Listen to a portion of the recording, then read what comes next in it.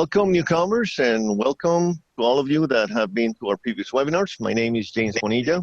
I'm the Academic Director for Global Language Training. This will be our fifth webinar on our series of webinars. And to have you all, I see we have 33 people in, and some people will be coming in within the next minutes. I've muted you all, and I'm going to ask you to stay that way, please, until I give you instructions not to, so that we don't have any disturbing background noise and whatnot. Okay, today's topic is class management online. And this is a topic that I get a lot of questions about. How do I handle large groups? How do I make sure that my students are paying attention to what I'm trying to explain to them? How do I handle, situations in which I need to do, interactive activities, but I have a large group? So we're going to discuss all of these things today, right? However, excuse me. One way that I like to start my presentations, yes, is checking the fundamentals. Now, are you guys familiar with Kahoot? Please nod if yes. If not, just go like this. Okay, so Kahoot is a really cool game. It's user-friendly. It's something that I like to use in my warm-ups. And I'm going to give you some simple instructions right now to follow, okay? Give me 1 second. And we go to the Kahoot, please. All right. Kahoot is a game, multiple choice interactive game. So I'm going to ask all of you, or whoever wants to participate, to have your smartphone at hand with internet connection. And I'd like you to open your browsers right now, your Chrome browser or Opera or whatever it is that you're using, okay? And you're going to go to kahoot.it. Okay. Before we do that, excuse me 1 second, I'm going to make an adjustment on the screen share. When you go to Kahoot, www.kahoot.it, let me show you.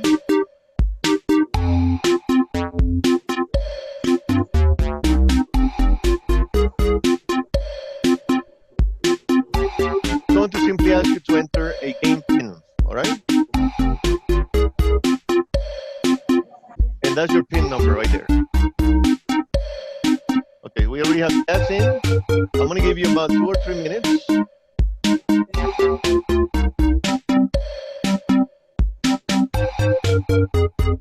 We got Max. We got 2 players, okay? Ruby.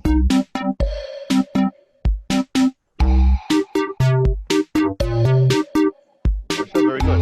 Now, when people join in, let me explain how this works. Kahoot is a game that you can actually upload quizzes of your own, which I did. This one I created specifically for you guys. Or you have games that are already available. We'll look into that in a second. And it's a great warmer to get people started, to get, interactivity, and to conduct reviews, to conduct warm-ups and whatnot. You can create your own quizzes, or you can use the ones that are already available, right? So I see I have almost 15 players. Now, what's going to happen is when I start the game, yes, you're going to see that in your cell phone, as each question appears on screen, right, you're going to see that you have different choices, color choices, that is, okay? Now, you have to answer depending on those color choices, based on what you see on screen. All right, so I got 17 players, and I think that's going to be it, yes? All right, now, this particular Kahoot is about class management. Now, the fundamentals of class management are going to be the same whether we're on a face-to-face environment or whether we are online. Some things may change, like the tools that we use to handle our classes. So right now, we're going to determine how you guys doing on basic fundamentals on class management. Let's begin. Question number 1. Which of the following statements about classroom management is true?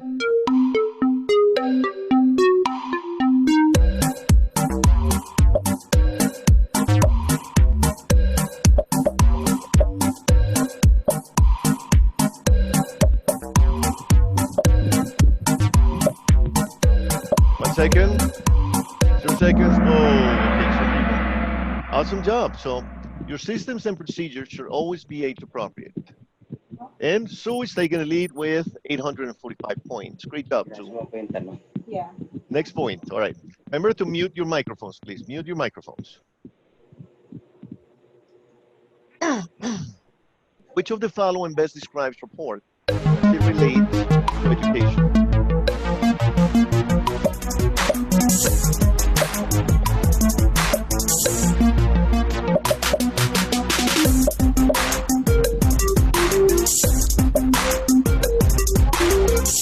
Seconds, 1 second. You gotta be fast with this game, guys. All right, most people got it right. So, at the lead with 1,717 points. Awesome job. Question number 3. Remember, we only have 7 questions on this game. Normally, in a class environment, I like to keep it between 5 and 10, all right? Which of the following factors is likely to have a negative impact on classroom experience?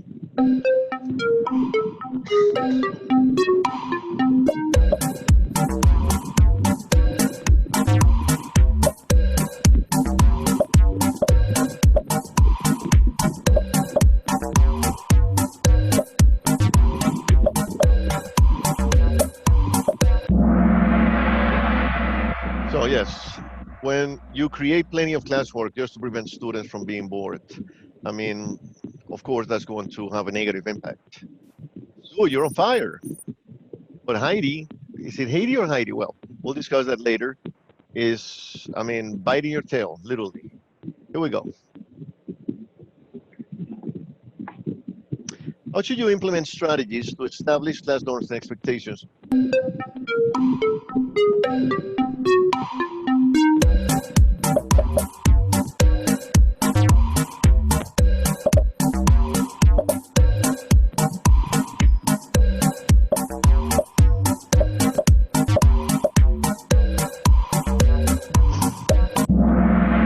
Great job, guys. Let's see. It's getting close. Jazz is moving up. Next question. Which of the following statements about effective class management is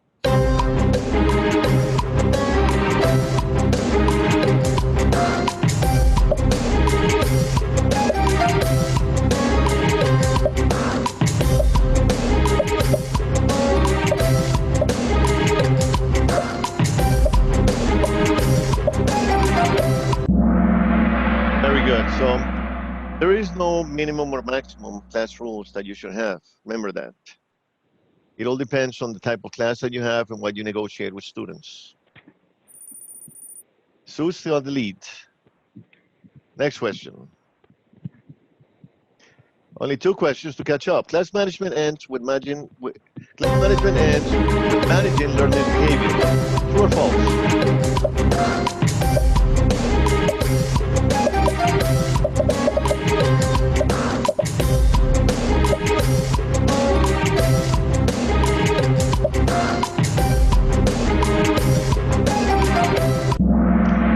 It's actually false, guys. I mean, it doesn't end with managing learners' behaviors. Class management has to do also with how do you cure your contents, with how do you sequence your activities, how do you make activities age appropriate, how you keep students engaged. So it's not only about learners' behavior. Remember that one, right? And Sue's still at the lead.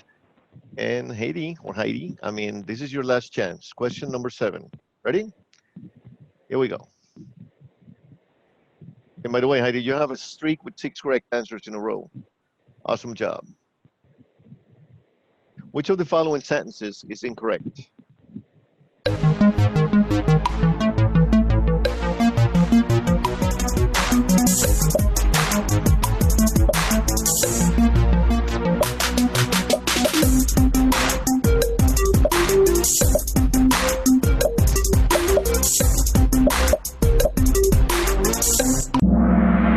That's correct. I mean, time is a factor to consider in managing class activities. We never say that time is not a factor. I mean, time is the most important factor. So, ready for this?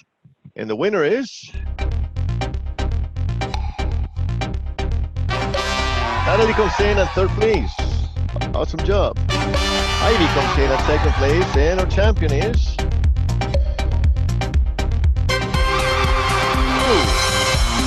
All right, nice job, guys. And we have Manja as runner-up, the fourth place, and Liz on the fifth place. All right. We can exit now. All right. Now, very briefly, let me go over Kahoot for those of you that are not familiarized with it.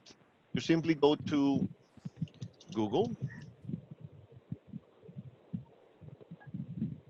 Then you look for Kahoot. And you have to create a user. It's completely free. There's no risk in doing this. You simply want to either log in or create a user, right? In my case, I'm logging in because I already have a user. And you can simply look for whatever Kahoots you need to use with your students. These are my Kahoots, the ones that I play for my different training sessions. Let's say, for example, that you're going to work with the present perfect in a class. Sorry, you're going to work with the present perfect, but you want to review the simple past.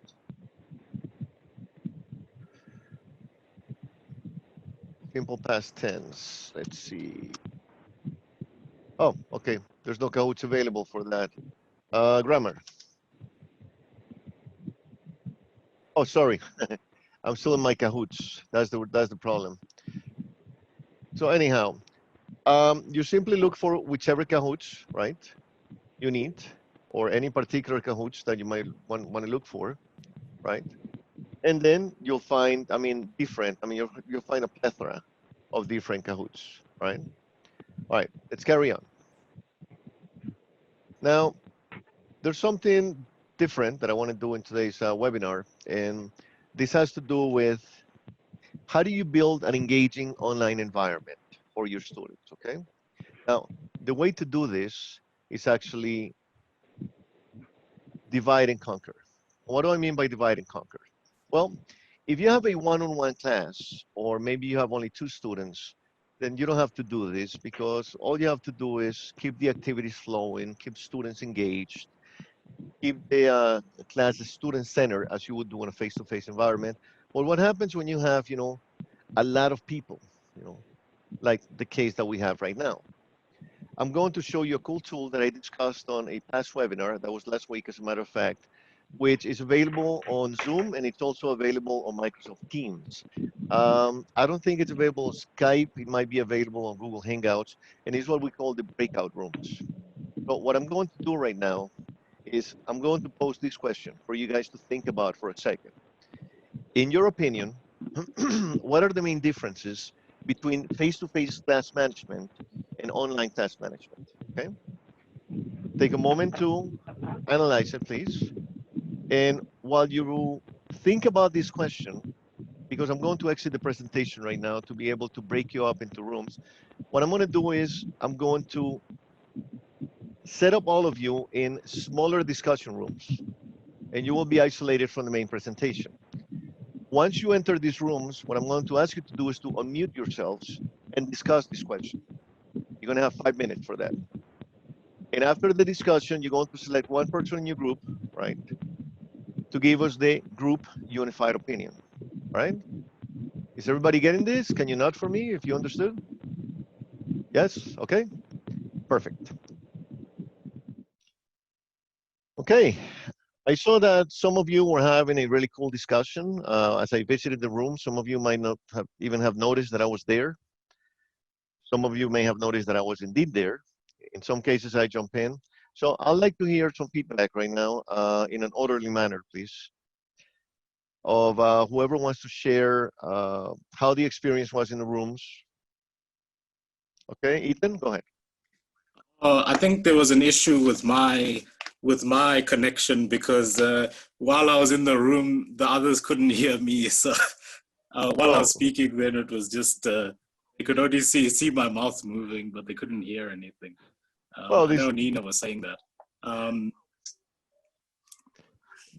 But I mean, so with us, yes.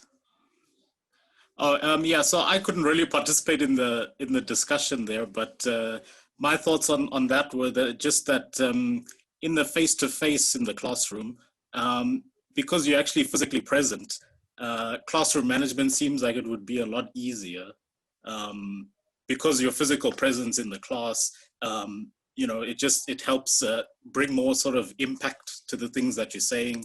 If you're giving instructions or getting kids, or if you're working with kids, getting kids excited for activities and that sort of thing, your actual physical presence has some like energy to give to the class, and that sort of thing. Whereas in the online classroom, you just have your voice and you're sort of like a virtual presence on, to them. So I think that has an impact on the online classroom management. Totally agree. I mean, it is a little bit trickier, but we also have tricks up our sleeve. I noticed that some people were surprised to see me join in the room, and they were like, "Where'd this guy come from?" And it's just like when you're in the classroom environment and you have your groups like divided, in different tables or whatnot. And you're hovering around and you're sort of like jumping in. It's the same thing online. You have to be very active and very agile. Today, because of time restrictions, I was not able to demonstrate the tool, properly, but you did get the idea. You had the opportunity to get into smaller groups, and I saw some discussions really going on, and it was really cool. And then I had the opportunity to basically, supervise, so to speak, what was going on. And in some groups, just by showing up and people seeing my image just pop up in the on the screen, they knew that I was there, and it has a similar effect. And this is all part of adapting. Nobody said it was easy, of course. You're totally right, Ethan. And that's the reason why we're doing this webinar. Anybody else would like to? Yes, Natalie first, then we'll go with Melanie, and then with Pepe. So our group had a couple of points, and I'll just read them out all after each other, and then I suppose you can zoom in on the ones you want to. One was a real concern with the ability to develop a personal relationship or connection, or what somebody called a personal touch. One person mentioned the difficulty to move around. In her teaching experience, she quite liked to move around her classroom, and she felt that the online would be limiting. The ease of interaction was raised as an issue, and how to manage the classroom discipline was raised as an issue in our group. Okay, Melanie? We can't hear you, Melanie. You need to unmute yourself. Unmute your microphone. There you go. There we go. All right. For us, there were 2 or 3 things. I might have left something out, and my group can correct me if I leave something out. The first thing was the ability to know what your students are doing because you're here and they're there. The second thing was understanding how you as a teacher should be, because what is the right tone of voice, what is too loud, what is too soft, what are the right gestures, how does the camera help you be read. And then the last thing that there was quite a bit of discussion on was the, how do I put this? The finances and accessibility issues for people in poorer states in the world where students don't have access to technology. And correlated with that, what are the procedures for what? How do the students know what's next if they don't have much interaction with technology? I would add anybody having much interaction with technology, but also the finances and the difficulty of knowing how to deal with those issues in their respective countries. Yeah, that's something that has to be handled by the local, ministries or secretaries of education or departments of education, whichever you want to call it, depending on the country. But I mean, this pandemic has basically changed the way that we work and the way that we interact. And of course, there are limitations. There are people that you cannot reach. And I mean, governments are basically putting in place contingency plans to deal with this. But in the time being, it is what it is. I mean, we need to deal with this. Pepe, you wanted to add something, right? Yes, hi. Thank you, James. We also touched on the whole issue of rapport and personal interaction, that it is much easier in a classroom environment than online to connect individually with your students. And then we also, there were 3 South Africans in our group, and we were all aware of our challenges around internet bandwidth, and we have a phenomenon here in South Africa called load shedding, where we lose electricity.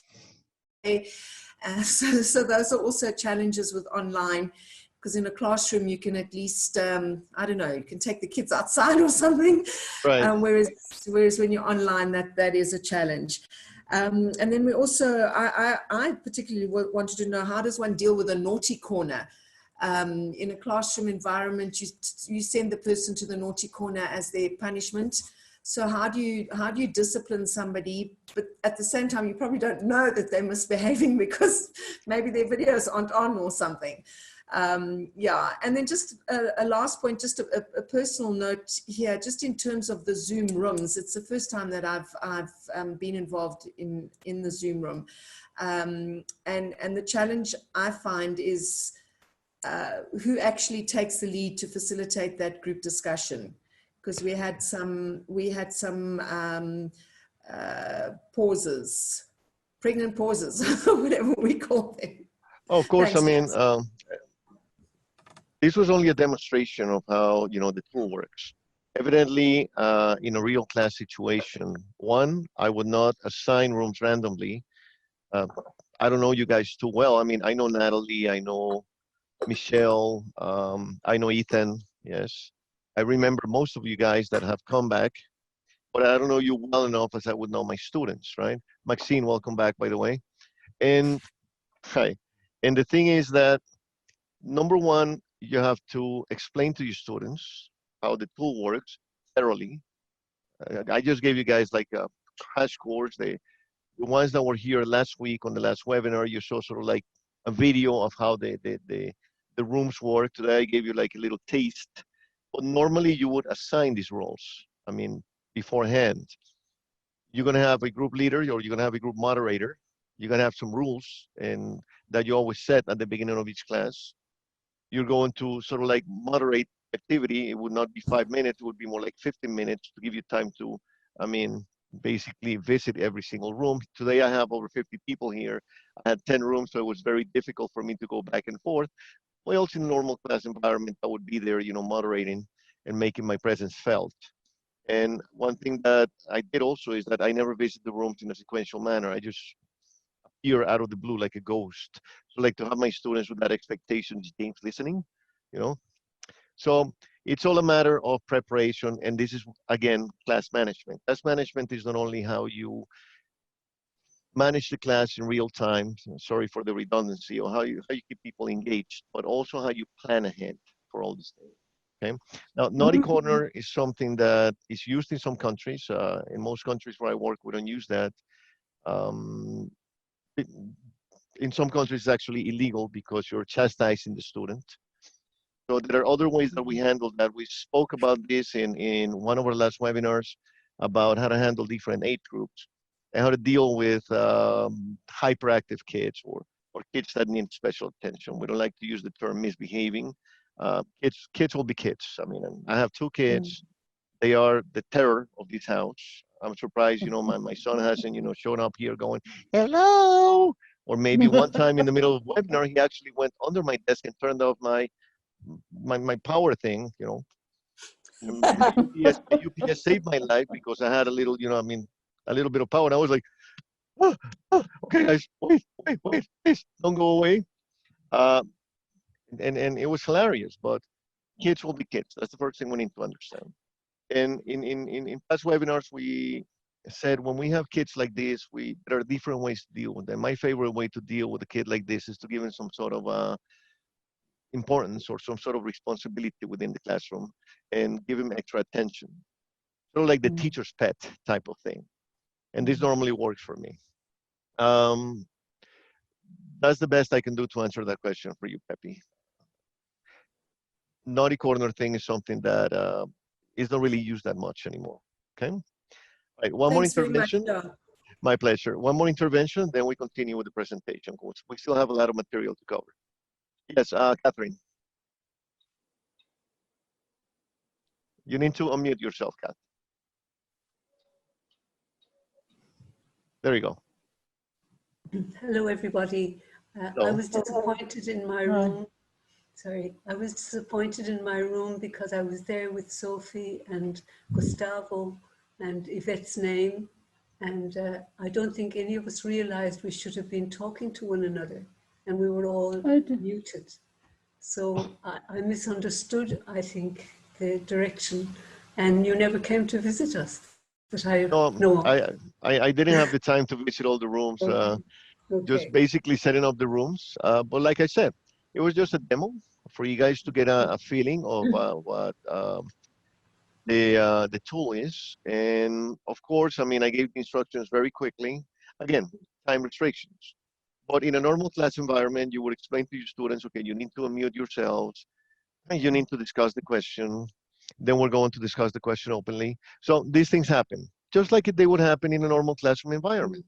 No, it's Sometimes in a okay. normal face-to-face environment, I'll have, students sitting in a group, and they're just sitting there staring at each other or looking at their cell phones or distracted with something else, right? So just like it happened to you over here, Okay, and but that was part of the exercise, by the way, because I noticed in some groups there were lively discussions. In other groups, I did notice people just, and I chose not to intervene. In other groups, there was one guy by himself because all the other four had left.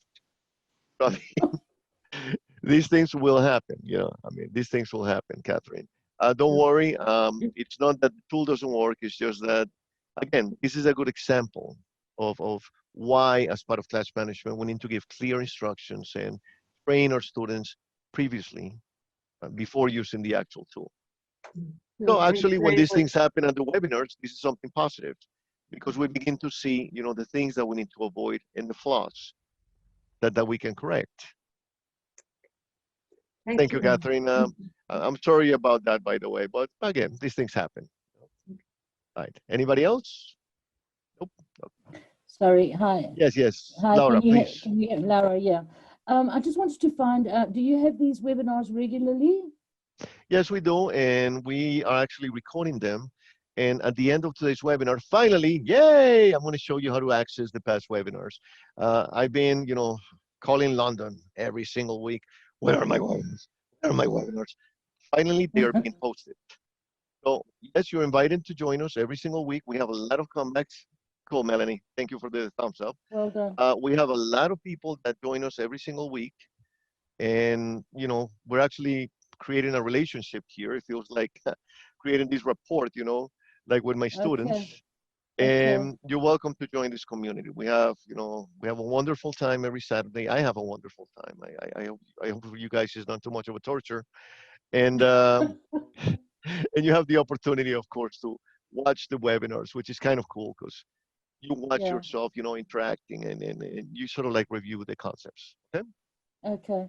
I just wanted to mention also to Pepe that, we do have load shedding here, and but there are ways of getting around that, and I don't know if she's aware of it. You can have like access to some of the companies that provide, I don't know what you call it, like an like you have continuous thing without, the electricity being affecting you. So yeah, that's all I wanted to say to Pepe. Right. One of these things I discussed, I think you'll find it on another webinar. We talked about the basics of online teaching. Is if you're working from a laptop, power shortage will not affect you. I mean, because the laptop will has its own power source. And then what you want to do is you want to have your cell phone at hand with a little, data plan, so that you can actually share your phone data with your computer. And that way you'll get at least 10 or 15 minutes of extra internet time if the power goes off, so you can at least let your students know what's going on and reschedule. Yes. Okay. Thank you. Right, not a problem. All right. So now back to the main presentation. I'm going to ask everybody to mute yourself again, please. And let me help you with that. Okay. Perfect. And let's get back to it. All right. So again, that went very well, actually, considering, the time factor. But the important thing is that you use the tool. The tool is very valuable. The tool is really cool. And I've experimented thoroughly, and I'll confess to you guys, last week when I showed you this concept of breakout rooms, and I did tell you I never tried it. That's why I didn't want to try it, live with you guys. This week I pestered all my friends. I need to do it on Zoom. I need to do it on Zoom. I need to do it on Zoom. So I got like 20 of them to agree very reluctantly. I had to bribe some of them and tell them, I'll give you access to the webinars. I'll give you this. I'll give you that. And then when we played around with the rooms, it was actually really cool, right? So this is something that you guys should really try, especially for large classes. Now, an important thing when we talk about class management is not only about discipline. That's a misconception. You also need to build a sense of community. And this is what we did right now. When I changed the view from the presenter's view to, the gallery view, and you could all see each other. And then I have one teacher say, well, Pepe, let me tell you this, and Melanie, and this and that. And you guys begin to interact. That's another way to manage your class, just like in a real environment, giving the opportunity to your students to interact with one another. Okay, sorry. Presentation is going crazy here. So it's very important that you create that sense of not only rapport between you and your students, but also among the group. And then as you manage to do that, then you're going to create, a sense of teamwork. And when we work as a team, then we begin to become more engaged and more interested. And then you'll see that your students themselves will begin to help you manage difficult situations in class. So when you have students that are engaged, when people are really, into what you're doing and the activities are fun and this and that, like Kahoot. The Kahoot was great. Did you guys enjoy the Kahoot? I always love playing Kahoot. And it's an awesome tool to use online to get people started. Then you have your naughty student, or your hyperactive student or whatever, and you'll see that some of the other students will actually intervene or maybe contact them after class and say, hey, dude, that was not cool. Encourage a working relationship. And one of the best ways to do this is with one of my favorite tools, which is called Webquest. Okay? And I don't know if you remember, guys, in the past I spoke to you about Webquests. I'm going to show you right now an example of one. A Webquest is an activity that you can assign for homework, that you can do part, in real time as you break them up in groups. And it basically requires your students to get into groups, get into certain roles, certain functions. Okay, you're going to research, you're going to do this, you're going to do the presentation and whatnot. Sometimes it's even a great way to do role play. There are Webquests about building a bridge. So one student has to be the engineer, one student has to be the inspector, one student has to be, the foreman, et cetera, et cetera. And the thing with Webquests is that they all follow the same sequence. Okay? So you have an introduction, a task, a process, an evaluation, a conclusion. This one is about language, culture, and society. This is a Webquest for Canadian Language Benchmark 5 learners. That's what CLB means. And if you look at the task, you will see that it asks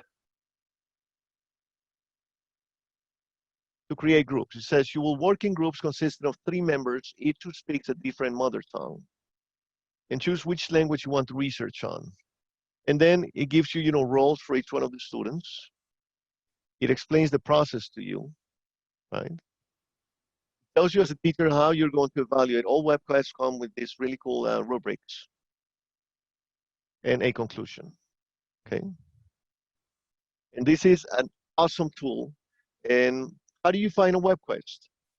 My best friend, Google. And I say my best friend because I love Google. Google is always there for me. It's my real best friend is actually jealous of Google. He says, well, you spend too much time with him, what about us? What about Bros? Is Bros before Google? I'm like, ah, come on, man. So you simply type in Webquest, And you're going to get to webquest.org. And at webquest.org, you simply click where it says here, Find Webquests, and then search the Quest Garden database. And voila. And you can find them by subjects, if you're teaching other subjects. In one of the rooms, I heard somebody saying, well, I'm not an English teacher per se. Yes, we have math teachers, we have language arts teachers. You can select the grade, or you can simply, you know, choose any of the words, something like class management. You can choose the language of your web quest, and then you search. And no matter what topic you choose, you're going to find a bunch of hits. Here I have 90 different pages. These numbers up here are showing you the pages, and these are the different stress management, weight management. Here, classroom management. You click on it, and there's your web quest. Again, with your introduction, tasks, process, evaluation, conclusion. Okay? It's an awesome tool to have students develop a sense of teamwork, get them busy. And the cool thing about these web quests is that they provide the links that the students need to visit, where they need to do the research, where they need to find the information. There are actually web quests where students can actually connect at a specific time with an expert on the matter, like the example of building the bridge. You know, that's a really cool web quest. I looked it up once, and I was surprised because it actually had a link where you could connect with an engineer somewhere in Norway that was actually building a bridge, and he would provide, you know, advice to you on how to build, you know, your little model bridge, whatever. So these things are really, really cool, right? Of course, there are other different activities that you can select, I mean, to promote teamwork. Again, we would spend here an entire webinar just discussing this, and I plan to give webinars on these specific topics, by the way, in the future. I always go from macro to meso to micro. So a lot of the concepts that you're seeing right now are going to be explored more in depth. I may even give a webinar on just using, you know, I mean, Zoom rooms and, you know, Microsoft Team rooms. I need to discuss it with the company, but there will be, I mean, more of this to come. Today, I'm just giving you a little taste, okay? Now, this is one that I actually had to research when I found it, and I said, curate content in an organized way. Curate. What does curate mean? Is that a typo or something? And after I researched it, I realized that it's exactly what I do for the webinars. You can select your own content for your classes, or you can actually select content from articles, from readings online, from listenings. But the thing is that the difference between selecting content and curating content is that when you curate content, you're careful about the content that you select, and you create logical connections and logical sequences, like what you see here. And I actually have a short video for you so you can get a better understanding of what this concept means, okay? Now, make sure that I share using the sound. That's one of the classic mistakes that we have spoken about in the past. And let's take a look at this short video, and then we'll discuss it further, okay? What is content curation? Curators of museums do more than collect random paintings, sculptures, and historical artifacts and put them in a room for people to see. They carefully assemble connected items with a point of view, with a goal of enlightening or altering the understanding or perception of patrons of the museum. How does one sculpture connect to the next? Or are they of the same period in history? From a particular movement, do they illustrate a change in the movement over time? Content curators do the same thing, but they do it with discreetly collected thoughts. They scour the digital world for the most powerful ideas around a topic and bring them together for their audience. They provide their value by becoming the collector, by bringing together the ideas their audience desperately wants to see and understand, but might not be able to find on their own. But even though, just like the museum curator, they might not have created the thought themselves, there's more to it than that. The best content curators are adding a point of view to the collection. How does this piece of knowledge connect to the next? Are they about the same topic? Together, do they do a better job of explaining a thought than they can on their own? Perhaps most important, what are you adding to the presentation of that content that helps the viewers make the connection, to find a new point of view, to be influenced by yours? Content curation can be a powerful tactic in establishing yourself as a thought leader. Get started by selecting a topic that's broad enough to appeal to a large audience, yet niche enough that the supply of information out there for the picking has some specificity. Then find a way to get that collection in front of your audience, the people with the same interest as you. with your point of view applied. All right, so that's very tip of the iceberg type of thing. But this is something that I plan to give a webinar on, exclusively on content curation, because there's a lot of tools out there that you can use to organize your materials. There are a lot of resources. But the important thing is that, what does this have to do with class management? Everything. I mean, remember that class management is not only about keeping your audience engaged.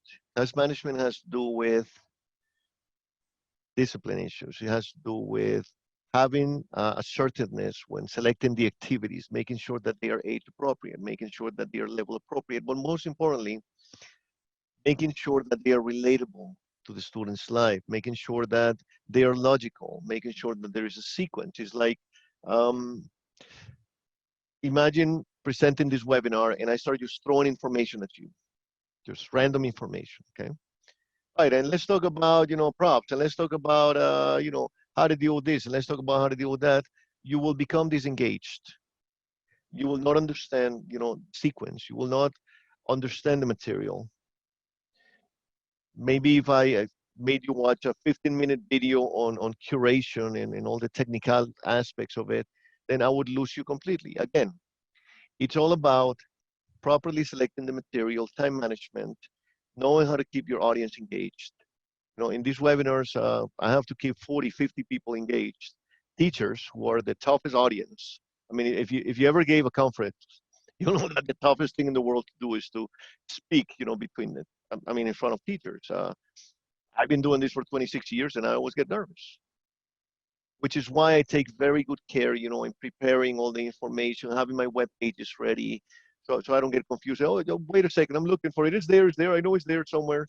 So this is content curation, all right? And there will be a webinar exclusively on this content because it's very interesting, it's very fascinating, and it will help you tremendously when it comes to class management. What is content? Okay. Now, this one is very important. Guys, be present. A lot of teachers complain to me, yeah, sometimes my students, they get distracted and, they start using their cell phones and, I lose them and this and that. And if you notice, I'm always keeping an eye on you guys. You notice that I look away from you guys a lot, but it's because I'm actually looking at you guys. I have your, images over here. And I'm very attentive at your body language, at your reactions, to see if you're engaged. If I see people yawning, if I see people like walking away, if I see people like, and it happened to me one time, I looked at one of the people watching this webinar and he was dead asleep. He was actually snoring, I said, okay, Jesus Christ, I better do something fun and do something right now, to get him engaged. It's very tempting. Very tempting, I know it as a teacher, when you have a listening activity, for example, listening comprehension activity, or you're gonna have your students watching a video, grab your cell phone, and you simply figure, hey, I'm just going to block my camera, like I did right now, and check my messages and check my Facebook and check my WhatsApp and this and that. Students will perceive that. Make no mistake. It's like they know, like they have a camera over you. And they know where you become disengaged. They know when you become distracted. You might be tempted to, stand up and stretch your legs. Okay, guys, I'm going to leave you watching something right now, but don't worry. I'm here with you guys. Don't. Be present, be engaged. The thing with the rooms, a good example was one of you said to me, I don't remember whom, but one of you said to me, well, you never visited a room. That's a great example of what I'm saying right now. So, there was a problem going on. People didn't know what to do. I was not there. Murphy's Law. I visited 8 out of 10 rooms, but one of the 2 rooms that I didn't visit was the room that was having problems. That's how it always happens, I bet you if I would have visited 9 out of the 10 rooms, the 9 that I visited, everything would have been going perfectly. And that one that I happened not to visit was where everybody was like, yeah, this is fun. So we're looking at each other's faces. What are we supposed to do? So be always present, be there, make your students feel you engaged. Also your body language, the way that you sit. I I always recommend to my students, I tell them, listen, don't take your class wearing your PJs. Um, take a shower first. I mean, have some breakfast, this and that. As a teacher, is very important. I mentioned that before, just in case you're curious. Yes, I am fully dressed. Okay. I mentioned that before in different webinar. Um, when I saw the case of a teacher, he's teaching class, his baby started crying, he ran away, and you could see Superman boxers under his suit and tie. I mean, that's not fun. Be always present and be always engaged, and your students will perceive that, and they'll see that you care about what you do and that you're actually doing it not because you have to, like, oh man, this really sucks. Why do I have to be here? And that energy will be transmitted to your students and will affect your class management 100%. Right? May I ask a question about that? Yes. Melanie, go on, please. I participate in Zoom for church, and there are various meetings, and lots of times what people will do if they have to get up, if they have a laptop, or the way I do, I have this little iPad, they carry it with them so that they are still there. Oh yeah. They've gone to get a drink of water, or so say you as a teacher really have to stretch, just say. And depending on the age group, clearly. Of course. I gotta do a stretch, guys. Here, I'm here, and you're still here. We're there. Well, how about something more fun? How about, hey guys, how about we stretch together? Yeah, right. Let's make a little pause. Let's stand up. All right, let's do a little TPR. All right, so stand up, do a little yoga position. One thing that I found for some reason is particularly popular with parents in Asian countries is when I have my students do TPR and I start doing little yoga positions with them while I ask them questions. Oh, cool. Like give me a sentence, I mean, tell me something that you did last week, and the kid is doing the whatever position it is. It's kind of fun. So yeah, if you can stretch, of course, we're human. If you need a drink of water, if you notice I drink a lot of water, I have 3 cups of water right here next to me. And I may need to stand up because the baby cried. My wife needs me. I'm at home, obviously. If you notice my previous webinars, the background is completely different. Yeah, well, it happens. But what I'm saying is don't make it a habit. Right. If you understand what I'm saying. Some teachers make a habit out of this. They say, oh, yeah, I mean, I got my little tricks. I make them watch a video and then I just go over there and watch the news while they're watching the video and I mute everybody. These things happen. Or, they start answering their messages. To be honest with you, when I do these webinars, the first thing that I do, believe it or not, is I put my cell phone on airplane mode. Simple as that, Avoid any temptations, avoid any distractions. And the only thing that I keep on screen is some notes to help me during my webinar. And be present. I don't like to read during my webinars, but as a good teacher, I like to have my little, notes just in case that I forget something, so I can quickly glance at my phone, which I have on a little stand. Is another trick to teach you guys. This is one of the little stands that I use for my presentation cards. I just have my phone here permanently, and it's right next to the screen. So if I need to remember something that I forgot to mention, and I keep it there, that's fine. But I was referring to, teachers checking their Facebook, checking their WhatsApp, getting distracted, and then basically getting, on their students because they're not paying attention or because they're chatting or this and that. So lead by way of example, guys. Lead by way of example. That's what I'm trying to say here, right? If you're not engaged, then how can you expect your students to be fully engaged? All right. Establish norms for office hours and video conferencing. We spoke about this before. In the next slide, we're actually going to talk about keeping in touch with your students, but also keep a balance. I'm very strict about my office hours, and I tell my students, look, we have this Facebook group, or we have this WhatsApp group, or social media group, where I'm available to you guys, but I will only answer questions, or I will only answer, messages from 9 a.m. to 11 a.m. per se, okay? I'm available for video conferencing or tutoring at these particular times because it's very easy. I mean, with all the best intentions you may have, it's very easy to get really absorbed by this and to get drained and to become completely exhausted and have messages all the time because your students, I mean, it's not that they want to pester you, it's that they need you. But you also need to manage this, and this is part of class management. And you need to set up, rules. We spoke about this before, set up schedules, set up certain rules. Be very careful about this. You also have a family life. You also have, a personal life. And in order to be like this, I mean, very excited about teaching your classes and to be engaged and to be passionate about this, you also need to be well rested and in good health and in good spirits, right?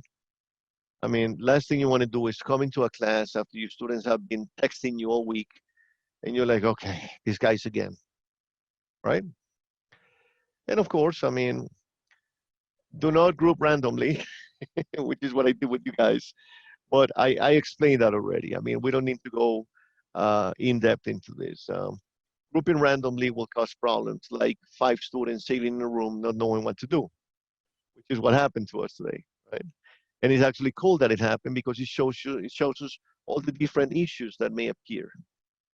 Again, my recommendation is you have a group of students. When you have a large group, 15, 20 students, you know which students are the strongest, which students are the average, and which students are the ones that have the most opportunity for improvement. So you want to blend them in there. And what you'll notice is that the strongest students will usually take the lead and they'll moderate the discussion.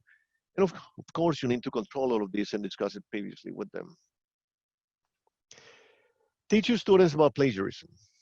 Now, this is a big one. Teachers tell me, oh man, if it was hard to keep my students from cheating, in a classroom environment.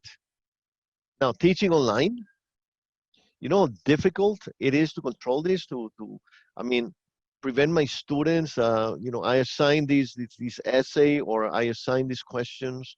How do I deal with this? Well, number one, you need to explain to your students that yes, it's a lot easier to cheat when you're learning online, but it's a lot easier to get caught.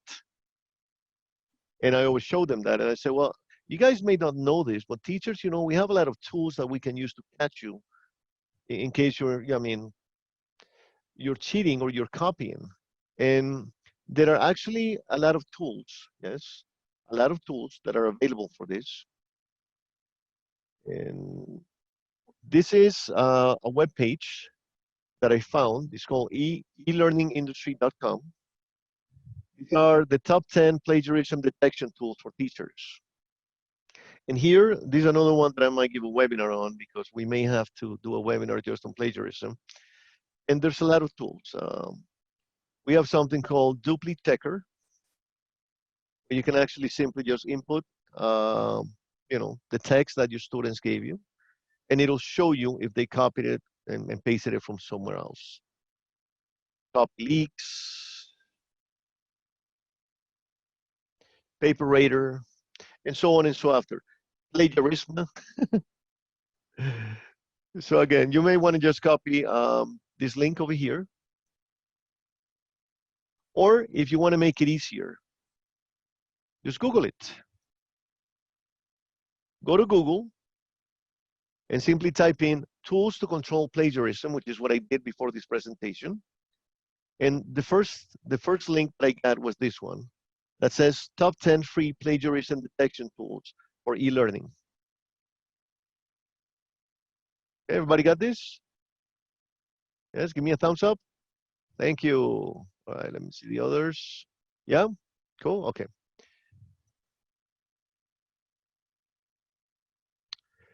And last but not least, sorry, I have 2 more things. Don't shy away from difficult conversations. We spoke in the past about not discussing political issues, not discussing issues of sexual orientation, and not discussing issues of religion, but don't shy away either from a difficult conversation where a student may say to you, well, what do you think about the legalization of abortion, teacher? I mean, a lot of teachers will go like, hamana, hamana, hamana, hamana. Other teachers will fall into it and say, well, I think abortion is, and then that's it. You're killing yourself right there. Never take a personal position. You say, well, that's interesting. That's an interesting question that we can discuss. But as long as we discuss it from the data and from the statistics, and we don't ask anybody to take any personal position. Okay? You guys want, I mean, we can explore the whole concept of abortion and, I mean, the statistics and this and that, but this is not something that is ethical for me to discuss with you guys from a personal perspective. That's the way I handle it, very calmly, okay? I say, why don't we speak about, birth control? Let's talk about adoption. Let's talk about, I'll tell you what, guys. Let's talk about what other choices does a person have faced in a difficult situation. Does not imply an abortion necessarily. In other words, stay away from those topics. Do not propose those topics. Never include them in your class planning. But if they pop up into the class, especially with an adult audience or teenagers, don't shy away from them, because then you create a taboo. When you create a taboo and when you let your students know that something makes you feel uncomfortable, guess what they're going to keep asking? They're going to keep pressing those buttons. Because students will always try to get you off balance.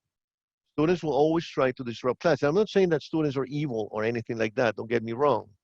But teenagers are teenagers and kids are kids. It's the same way we were when we were kids, right? So this is where we manage the situation, right? And last but not least, stay in touch with your students and use various means to contact participants. One of my favorite tools is to create a blog. Creating a blog is super easy.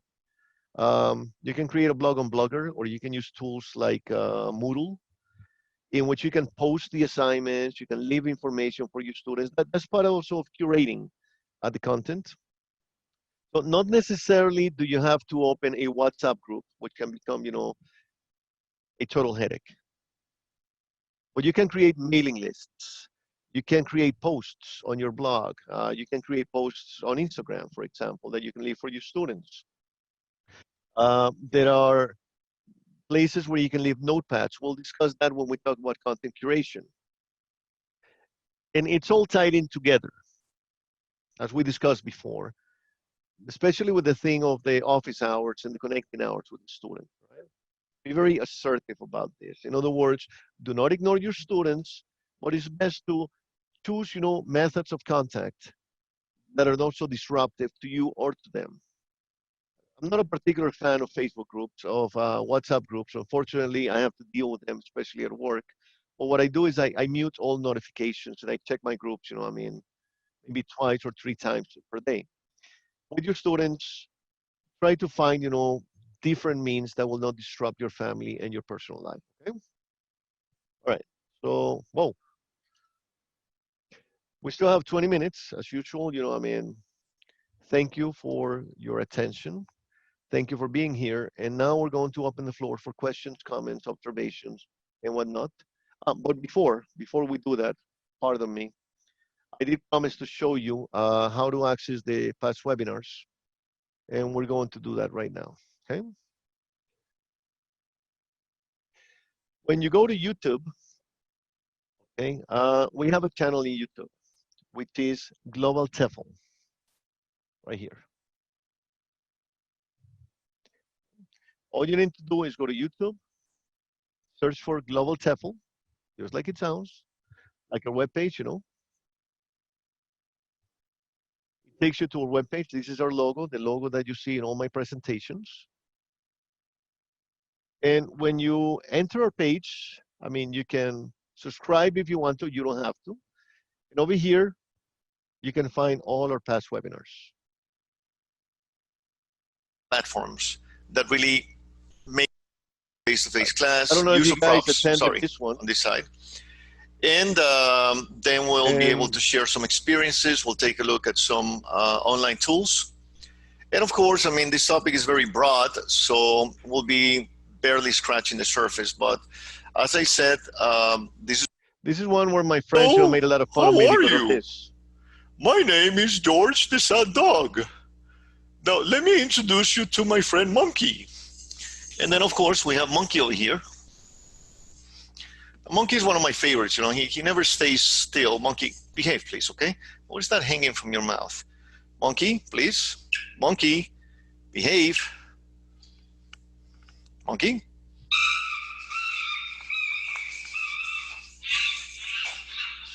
Okay. I'm sorry. Sorry, he's got a little bit of a temper. I mean, I know I look like dumb to you guys, but to children, this is a lot of fun, and they will smile. And then, you know, maybe Monkey can have a conversation. So, how was your day, dog? Well, Monkey, it was really cool, but you know, I mean, it kind of sucks that I had to get up on July. Oh, you get the idea, right?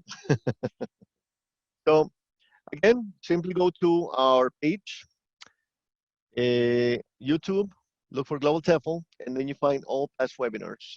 The only one missing from there is the one from last week, and this one evidently, but both will be uploaded this week. Okay, so this is the time where we open the floor for discussion. Who would like to begin? Questions, discussions? Hello. Hi, I'm sorry, I accidentally muted you. Can you unmute yourself again and repeat the question? yeah, could you explain how you use Webquest? Is that during the online class, or is that mostly for a homework project? Mostly for homework project. What I do during the online class is that I'll set up, you know, the whole mood towards the project. I'll give, you know, specific instructions, and I'll go over the Webquest with the students. And then the idea is for them to have something to do outside of class and interact with each other and, you know, I mean, carry out these projects, because Webquests require teamwork. There are some Webquests that you can actually perform alone. You can actually look for that in search parameters, but most of them will require students to interact, and it's like the name says, Webquest. It's a quest on the web, so it's perfect for this type of online environment. Okay, thank you. No problem. Aaron? I have a question a while. Is it me? Yes, that's you. Okay. Thank you so much for giving me the floor. A while ago, I was raising my hand, and I want to talk about plagiarism. Yes. And how do I know if those websites are free?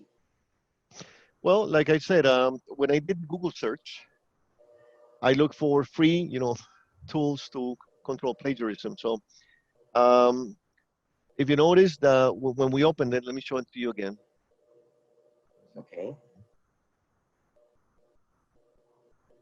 I just got a little bit here. Did I close that window? Oh, here.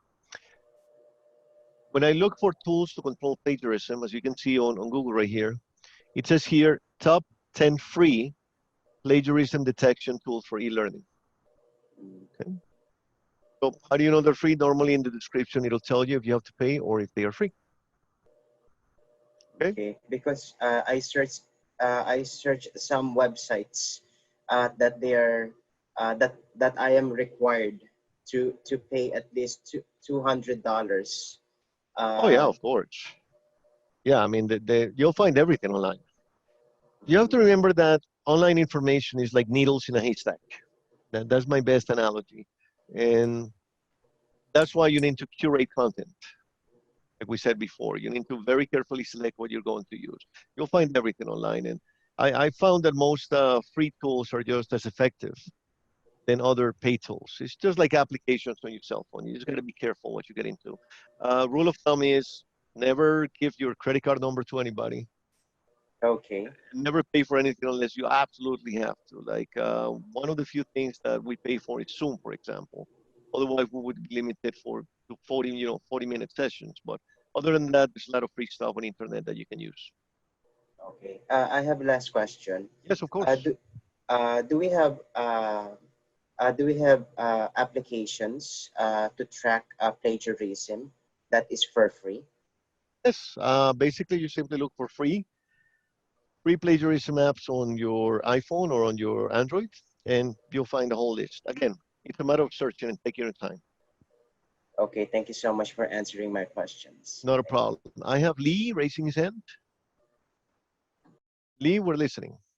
Yes, my question is about reward systems. I have a sticker system, and then I will utilize like toys or puppets for play as a reward for students that are performing well, or there's an improvements with behavior. Do you have any other recommendations for reward-based systems to keep students motivated? Yes, online emojis always work very well. Digital stickers work very well. And the good old, praise without being condescending, of course, or uh, without making it, sound fake, always works. Recognition. That's what always works for me with little children. Like, Kim, that's a great job. Okay, everybody, let's give a hoorah for Kim. Here's a little, sticker for Kim. Here's a little emoji. Or maybe a little extra credit. The only difference here is that I can't physically give him a plush toy. I can't physically, put the sticker on their shirt or whatever. But it's pretty much the same thing, and I think that what you're using is more than adequate. Does that answer your question, Lee? Yes, it does. Thank you very much. All right, you're very welcome. Melanie.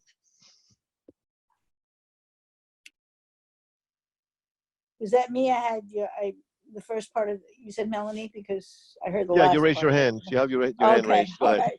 Right. I was fascinated by the Webquest. Is that the name of it? Yeah. Program, and that the was it that one? Anyway, the one where you did the lesson with the mother tongues. Yeah. What I have not taught ESL. I have taught language arts, English language arts, and I love English language arts. I love language. And I'm fascinated by the way by the fact that this lesson that about the mother tongue works so well with ESL. Yes, and I could see myself go off. Because that's me. I mean, me personally, Melanie has issues staying on track when I get enthusiastic. So awesome. what I am really interested in is all those resources that can be adapted or immediately tie into ESL, since that's what we're doing here. So I would like you to comment. I have no idea what I want you to say. Well, I think I do, and I think I know where you're going with this. I'm a language arts teacher myself. I taught poetry and I taught English literature in college. So I'm as passionate as you are. And I found that literature ties everything together. History, mathematics, sciences, English. And English in itself, when you go to the concept of content, language integrated learning, or CLIL, anything that you find online is available or it's suitable for an ELT class. Think about pluriculturality or all the new textbooks. The new textbooks don't deal with the text that is all in simple past. I saw a thief and the thief ran away with the briefcase and the police caught the thief. No. Now we have readings about Sumatra. We have readings about the forbidden fruit that smells horrible, somewhere in Indonesia. We have readings about, exploring the Himalaya. We have readings about, new scientific discoveries, about the diving women in South Korea. So the concept of ELT has dramatically changed because now we talk about authentic content, and literature is as authentic as you can get. Mm-hmm. Poetry is as authentic as you can get.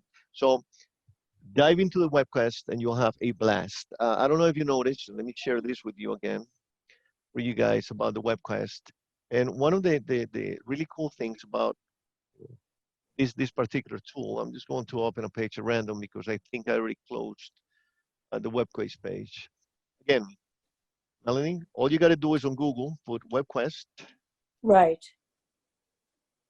Webquest.org. Find Webquest. Search the Webquest Garden, and notice that here in the bottom, when I search for the Webquest, I did it on top. Here on the gray area, you can actually select language arts, Okay. English and language arts. And you can actually select your grade level. Let's say we're going to work with 6 to 8-year-olds, junior high school. And you can search. And when you search, then you're going to get a plethora, a cornucopia of hits. Each one of these numbers doesn't represent a web quest. It represents a whole page of web quests to choose from. This 01 represents all of these guys over here. Unsinkable messages, Hollywood cult fiction and genre without matching up, Sartark, inventor presentation. You even have economics here. What's your point? The 13th juror. And they all follow the same sequence. You have your task, you have your process, and you have your evaluation. Yeah, it's awesome.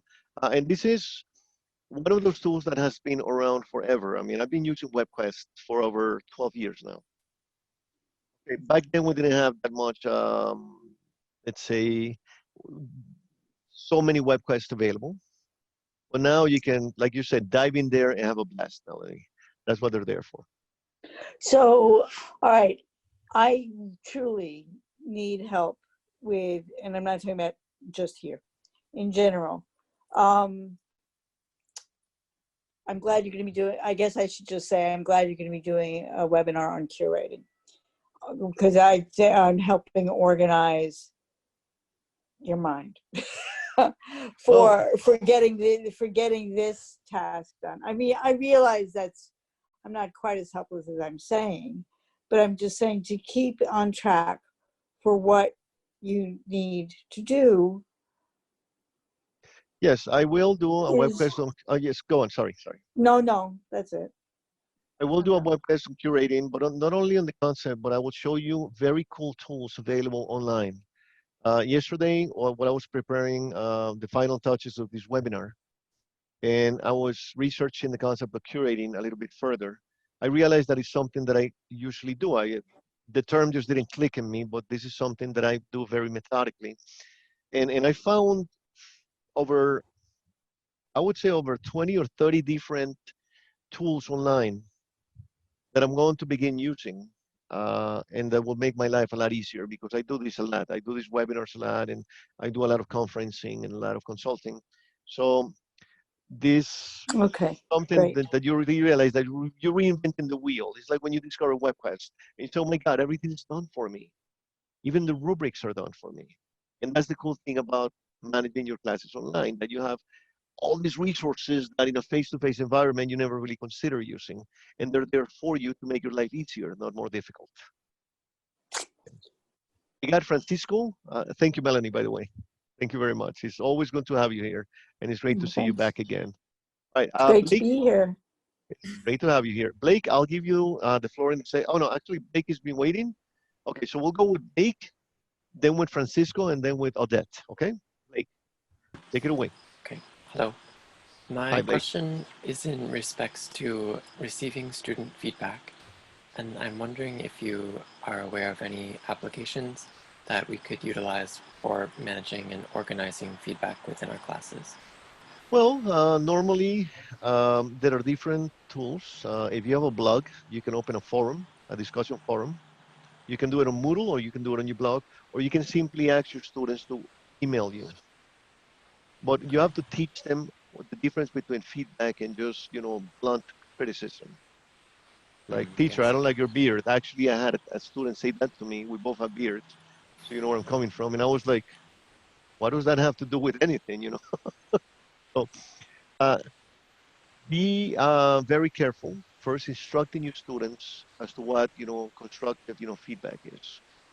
The same way that you should give constructive feedback to your students. Don't ever say to your students, okay, good job, but you need to improve your speaking. Does that tell them? Nothing. Great job, listen. So we need to improve on your pronunciation, good example. You need to improve on your pronunciation here. So you go to this webpage, you record your own voice, you listen to it, this and that. And again, leading by way of example. Okay? Yes. The way that you give your students feedback is the way that you can expect to give you feedback in return, and always be proactive about feedback. Don't take it personal. I mean, students can be ruthless. Don't let it get to your emotions, and this is something that I always said. I had to I love my students. I create rapport with my students, but I don't make myself vulnerable to the point that my students' feedback will hurt me because we are human, right? I understand. Very good. Okay. Thank you. You're very welcome. Let's go with Francisco now. Francisco's been waiting. Yeah, how are you? My Hi, question Francisco. is related at the moment that we have to apply an exam to our students. Can you give us a recommendation or advice how we can identify if they are copying to each other, or how do you deal with that? Well, there are different ways depending on the number of students that you have. The best way is when on Zoom, I go into gallery view like I did before.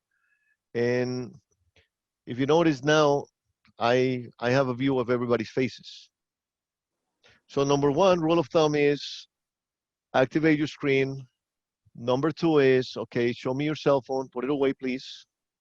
Number three is be very attentive to certain body language. I mean, that will give students. So if you see a student like this, and then if you see him like,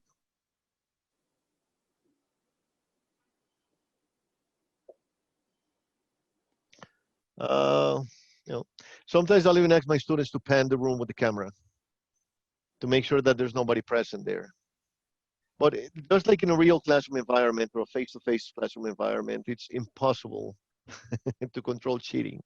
I mean, students can be so creative. I remember maybe 20 years ago, I was in a language arts class, Melanie, and I remember we were doing an exam on Edgar Allan Poe, The Raven particularly, and I saw my students going like this all the time,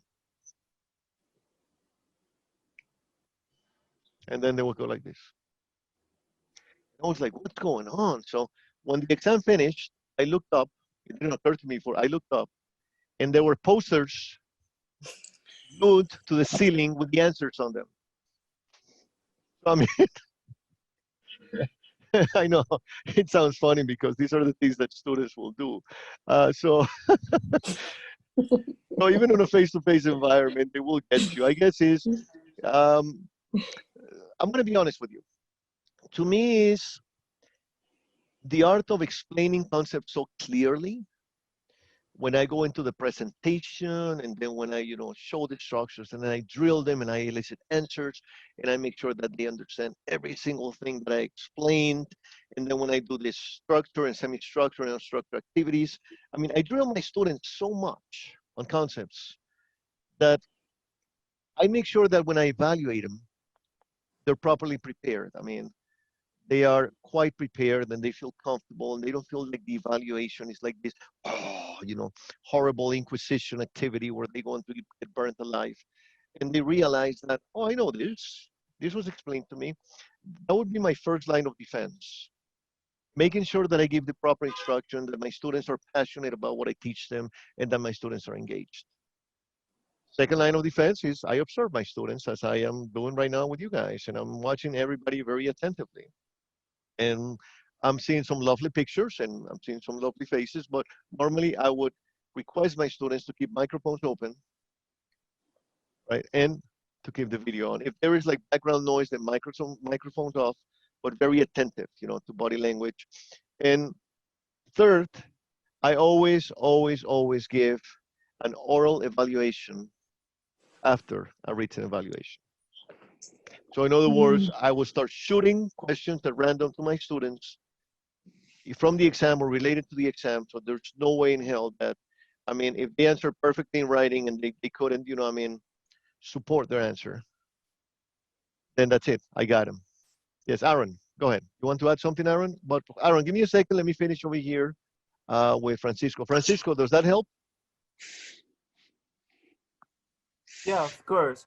And also, I'm in the virtual environment. Like I'm teaching right now in a high school, but for example, it's a little bit hard to take a lesson or take an exam with them because I don't really know if they are like really focused on the exam or they are chatting to the groups to other classmates and sharing their questions or helping to each other. So it's a little bit hard for me. Well, I mean, it's impossible to be omnipresent and to know everything. And it is hard, Francisco, but like I said, The secret is keep them engaged, prepare them properly, make sure that whatever content or subject matter is relatable to their lives. You can only control so much, but you cannot control everything, right? Aaron, I'm going to let you very quickly intervene, and then I want Odette, because Odette has been waiting, and then finally Pepe. So go ahead, Aaron. Let me speak fast because I read an article about this online classes. My question is, how are we sure that all the links and applications that we are providing to our students are safe? Well, you need to explore them carefully first. Internet is just like everything in life. It's like saying, how do I make sure that my student gets home safely? Yes, because I read some articles that that depends on their security. Of course. Okay, I'm talking about their safety when it comes to giving such an information. Well, that's where content curation comes, and we'll discuss that in the next webinar. How to be assertive about selecting, the materials. But the best way to go is use reputable sources. If you notice, the web pages that I normally show you or the stuff that I show you are from very reputable sources that have been tried and that I have tried over and over again and that I have researched and checked into. Okay, thank you so much. Thank you, Aaron. Odette? Yes. Okay. I'm curious as to what other platforms are there other than Zoom and Skype that can be used to engage an entire class audio-visually. Well, another one that I like to use is called Microsoft Teams. You can download it for free. And Microsoft Teams also has the option of creating, they don't call them breakout rooms, they call them individual rooms. It's the same concept, with the difference that it doesn't create them automatically for you. You have to create them prior to your class, but it takes about 10 seconds to do so. So it's really cool. Look up on Google, look it up on Google or on YouTube actually, how to create rooms on Microsoft Teams. And it'll show you in very simple steps on how to do so. I'm not sure that Google Hangouts has that same feature. I don't use it much, but I'll research it and then we can explore it on future webinars. But in the meantime, Microsoft Teams, which is 100% free. Zoom you have to pay for, of course, if you want to have all the features, but Microsoft Teams is 100% free. And like I said, it is Microsoft, so you will find all the features that you need, okay? Thank you. You're very welcome. Epi? James, thank you very, very much. This is the third webinar that I've attended and I am learning so much. It's absolutely wonderful. My question is around the chat box. I see you've disabled it in your webinars. Is that a useful way of engaging, or is there a reason why you've disabled it, that we can't ask questions or type questions in the chat box? Well, I have to ask the company about that because this is not my personal Zoom. All the settings have already been set up. And I was asking myself the same question. Actually, now that you reminded me, I need to ask them, why is it that I can't use the chat? Because the chat is very useful. Although the chat can be distracting though. May I chime in? Yes, go ahead, Melanie. I find the chat box extremely disorienting. At church, which is the other place where I do this, we finally had to disable the chat during the sermon. Not that people weren't being constructive, but how can you listen to the sermon and be talking at the same time? I find that in other areas, and I, for one, am really glad that here in this webinar that we have right now, we have to focus here. I think it's very helpful to continuity. It's helpful to me.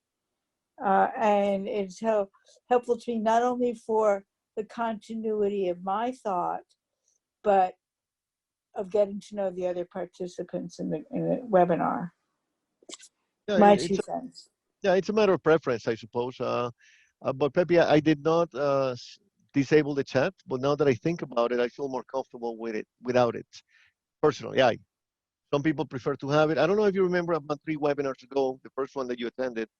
I had kept the waiting room enabled. So as I was trying to start the webinar, people kept asking me for access, and I kept stuttering. It takes a tremendous amount of concentration to do what I'm doing right now. A tremendous amount of focus. I try to make it look natural, and I try to be spontaneous and everything, but I have to be very focused. Otherwise, you'll notice it in my speech patterns. I guess the chat would really distract me. That's me, of course. So, but it's also a reason. I guess that's the reason why from the company, as a policy, they do all the setup, like to enable the actual groups or the actual rooms or the breakout rooms. I had to ask for permission from the main office, and I had to tell them why, because I'm not the only one that uses this corporate Zoom. This is used by other members of the company. So we have to, basically deal with the settings that are already there. But personally, I prefer not to use it. I prefer this face-to-face, contact situation. Laura. Thank you, Pepe, by the way. Laura, go ahead. You need to unmute yourself. There we go. Okay. Is there another way of maybe not personally getting in contact with you yourself, but somebody in your office where we'd like to discuss something that is not in this kind of environment? Yes, you can write to my email. I'm normally on webinars. I don't like to publish it because then I get flooded with emails. But of course, I'm always available to our former graduates, or to our graduates. Sorry, that sounded weird. It's academic.support, like it sounds. Academic.support at globaltefl.uk.com. The Global TEFL page, where you guys did your course, same thing. And my email is academic.support. My name is James Bonilla, where you can contact me for academic issues or questions, and I'll be more than happy to answer. Thank you very much. Thank you. Everybody got that? Here. I think I had it. Oh, no, I don't have it here.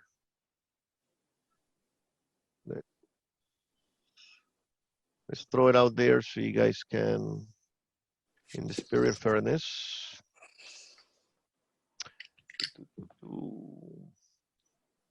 Here. Hi, James.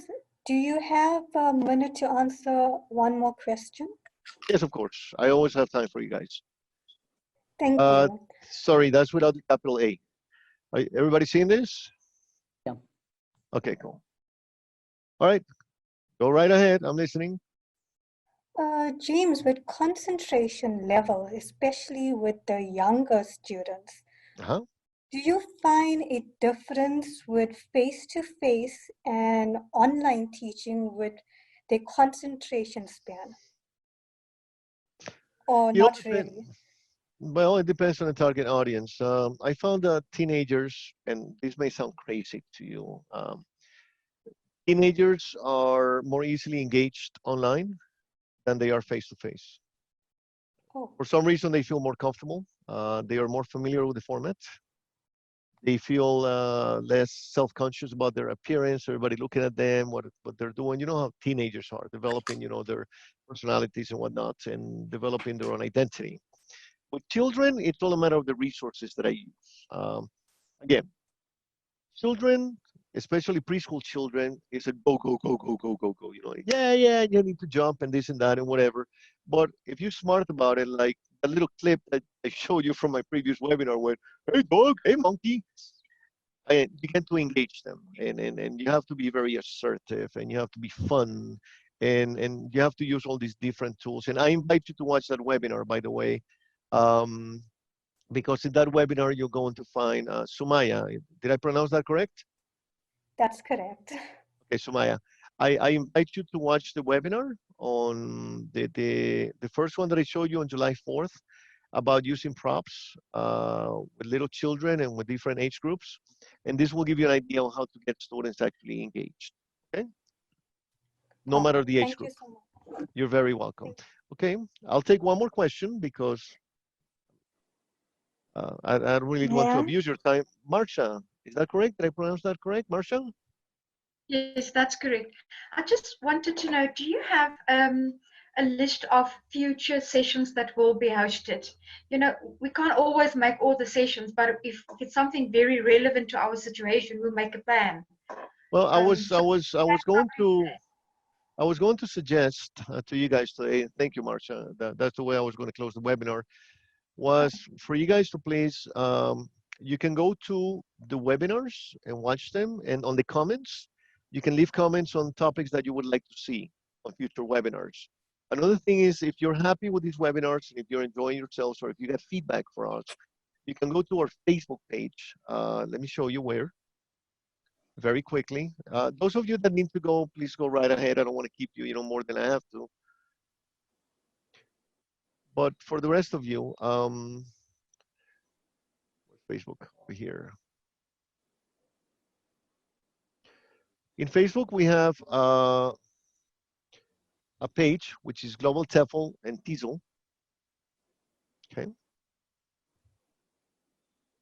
And it's loading right now. You simply open your personal Facebook, look for Global TEFL/TESOL, okay? And then go to reviews.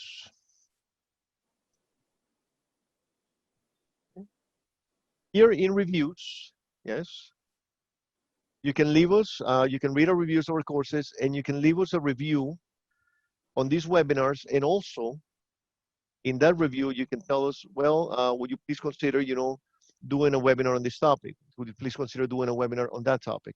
And that would be incredibly helpful because I'm the guy that has to sit down every week, And I normally prepare, 4 or 5 topics in advance. And today was actually the last topic that I had on my list. And I know my next one is going to be curation, but I need to come up with maybe 3 or 4 other topics. So it would be great if it would come from you guys. That way we don't bore you to death, with stuff that we may find relevant, but you don't find so relevant. So maybe if you can give us some suggestions, and I'll be more than happy to prepare a webinar on those topics for you. Yes, Lizelle. No? Okay, I thought you were raising your hand, sorry. Okay, do we have anybody else? One more? Yes, I have one more question. Yes, go on. I have one. Going back to the topic of evaluation, what if, especially if you have a capacity like the breakout rooms, the tests were more like the collaboration between students. You break them up, you give them a project, and their evaluation is based on all the things, the participation, the research, and all that. And it doesn't matter so much if they it has to do with the school policies. Right. Personally, I am not very fond of individual evaluation. Why? Because in life, we all depend on something called synergy. Right. See, at work, when you have to present a project, you need to work with your team members. The teacher, if you ask a teacher to help you with your lesson plan, I don't think the coordinator is going to say, "You're cheating. Why are you copying from him? Why are you helping her?" No, I mean, we have an educational system that says that we need to evaluate students individually for a world where they have to work as a team. Tell me about it. Yes, I know. I mean, I'm preaching to the choir. I know that. But unfortunately, some educational institutions, as part of their policies, and with all due respect to anybody who may have, a different point of view about individual evaluations, just my personal point of view. Some institutions will really insist on these policies, and at some point in the process, yes, individual evaluation is necessary, of course. Totally agree. But there's a difference between assessment and evaluation. Assessment, which is when I redundantly assess the process, should be done as a group activity or collaborative activity. Formal evaluation, when I'm making the breaks, like the end of the period, the final exam or the midterm exam or a language proficiency exam, yes, those are necessary. The problem is that when everything becomes individual evaluation, that's when we have a problem. So there has to be a balance between the two of them. Okay. And again, it all depends on the institution that you work for. But Melanie, evaluation is necessary at some point. The individual evaluation is necessary at some point to make sure We that have to students know are what their reached. tools Yes, are. exactly. We know what their skills are. Exactly, the individual skills, but collaborative, sorry, I need some water. Collaborative, there we go. Assessment is the way to go during the process. And then individual evaluation at specific points, and there are tools for that. That we can do a webinar on assessment and evaluation, as a matter of fact. That would be cool. Okay. Hey guys, I mean, it's been, wow. This is our most extensive webinar so far, and when my participants don't want to let me go, that's when I feel really, really happy. I don't see people desperate, you know, to run for the hills and stampede. Thank you very much. It's been great. Thank you for all the comebacks. Thank you for all the newcomers. I hope to see you again. And without further ado, I wish you a wonderful weekend and stay safe. You too. You too. Stay safe. Take care. Thanks, James. Bye. Thank Bye, you. guys. Bye-bye. Thank you so much. James. Thank you. Bye-bye. Bye-bye. Thank you so much. Thank Bye. you. Bye. Thank you. Bye. Thank you, James. Bye-bye. You guys, bye-bye. Bye. I'll see you next week. Have a great weekend. You too. Take care.